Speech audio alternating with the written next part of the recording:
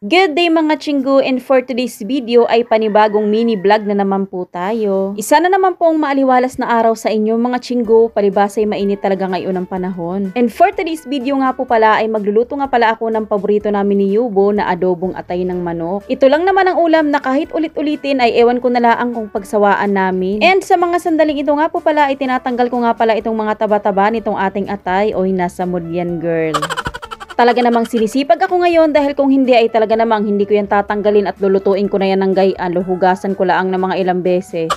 At dahil mini vlog nga ito ay kailangan ko nga itong tanggalin at baka mamaya ay mabash pa tayo dyan. At kung mahilig nga kayong manood nitong aking mga mini vlogs ay makikita nyo talaga na tamad talaga akong magbalat nitong luya kaya binabrush ko na lang hanggang sa luminis. Ang brush nga pala na ginamit ko dyan ay brush namin sa paa. Uy, hindi! Sinimulan ko na nga palang balatan dito itong sibuyas, dalawa na nga ang ginamit ko para kahit papano hindi siya nag-iisa. Charis. Sabi nila, the more na maraming rekado ay mas masarap daw lalo ang outcome, pero sabi ko naman, the more na maraming rekado ay mas magastos lalo. Oh maga, nakikisabay talaga lagi itong mga aso sa aking pagbo-voice over ay talaga namang gusto yatang dito na sila.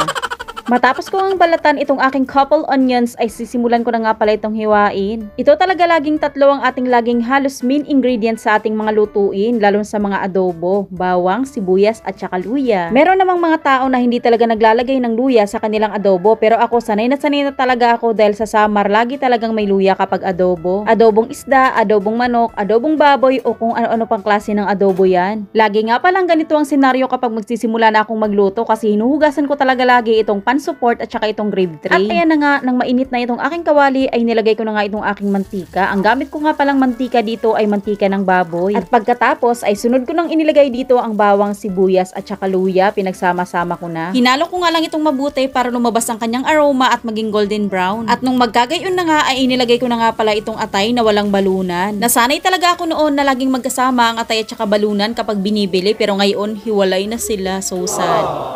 At nang mahalo ko nga ito ng kaunti ay sunod ko namang inilagay itong asin at saka itong paminta. Maisigit ko nga pala dito sa aking video, medyo naiinis ako dito sa aking cellphone kasi kusa na lang lumiliit ang volume. Oh my gosh, my ghost. Do you have any idea what's going on? Please, paki-comment lang sa aking comment section. Bago ko pa makalimutan itong aking bino-voice over ay nilagay ko na nga pala itong siling pansigang at saka itong toyo. Hinalo ko nga pala ito ng mabuti para kahit papano hindi naman masunog. Tatakpan ko nga pala ito and papakuluan ko siya sa loob ng 1 minuto o hindi. And after 5 minutes ng pagpapakulo ay ito na ang kinalabasan niya, nagkaroon na siya ng sarili niyang sabaw. Hindi ko na nga pala ito nilagyan ng sabaw dahil alam kong ito na nga ang kalalabasan, and this is it. Tatakpan ko na muna ito at papakuluan ko na muna ito ng mga 5 minuto at saka ko ilalagay itong bay leaves o laurel. Walang kasawa-sawang tatakpan ko na naman ito at papakuluan hanggang sa maiga ang kanyang sabaw. And after ilang minutes ay ito na nga ang kanyang kinalabasan. Tiyanan! And sa wakas, nakuha ko rin ang tamang timpla nitong aking adobong atay nang hindi nasusunog. At ang pinakahuling ingredients na aking ilalagay dito sa aking adobo ay walang iba kundi itong suka. Sobrang nai-excite na talaga ako at nagugutom dito sa aking niluluto dahil amoy pa lang ulam na. Minsan lang din naman kami makapag-ulam ng ganito ni Yubo dahil kahit papano'y may kamahalan din ito, syempre nagtitipid kaming mag-asawa. Pero kailangan din naman naming pagbigyan ng aming mga sarili kahit paminsan-minsan lang. Paminsan-minsan. Charis na pakanta na eh.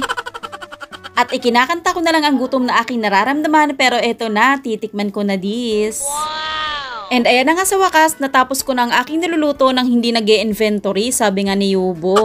Actually, ang ibig niya lang naman sabihin ay imbento. Mahilig daw kasi akong mag-imbento. Yung tipong iniiba ko daw ang recipe ng aking nilulutong ulam. Nagiging palpak kasi minsan kaya nagre-reklamo, pero kapag hindi ay kain naman eh.